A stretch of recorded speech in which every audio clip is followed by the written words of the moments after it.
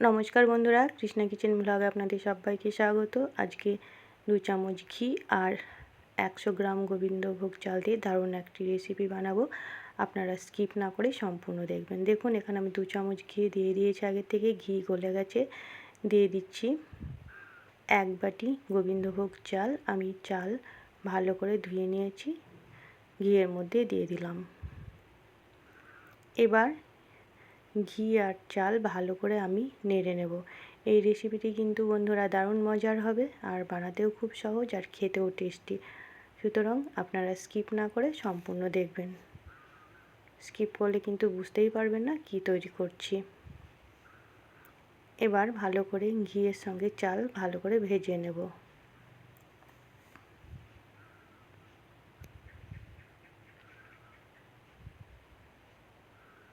দেখুন বন্ধুরা, এখানে আমি ঘি আর গোবিন্দভোগ চাল ভালো করে নেড়ে একটু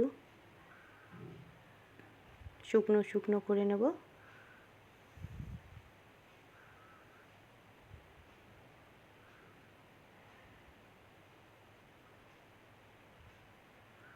দেখুন আমি নেড়ে নিচ্ছি ঘিয়ের সঙ্গে চাল একসঙ্গে।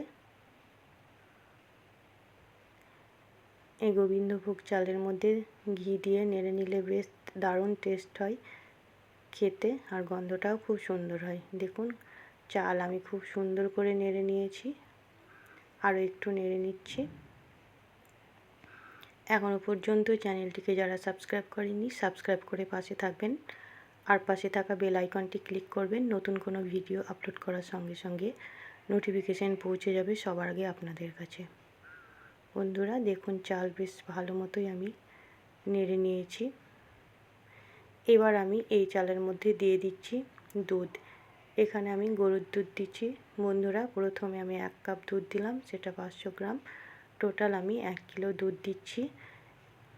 এখানে আমার 1.5 কিলো দুধ ছিল, সেটা আমি ঘন করে জাল দিয়ে 2 কাপ হয়েছে বন্ধুরা। তো দেখুন এবার একসঙ্গে ভালো করে আমি নেড়ে নিচ্ছি। আপনারা বুঝতেই পারছেন রেসিপিটি কি হতে চলেছে।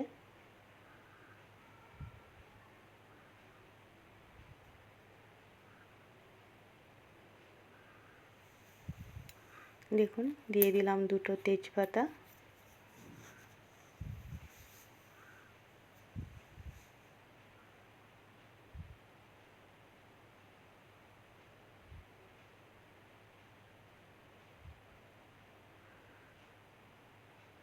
দুধ বেশ ভালো মতো ফুটে গেছে। এইভাবে আমি বেশ খানিকক্ষণ আস্তে আস্তে ভালো করে ফুটিয়ে ঘন করে নেব। এদিকে চালও সেদ্ধ হয়ে যাবে। দেখুন আবারও কিছুক্ষণ বাদ আমি ফিরে এসেছি। দুধ অনেকটাই কমে গেছে এবং ঘন হয়ে গেছে। দেখুন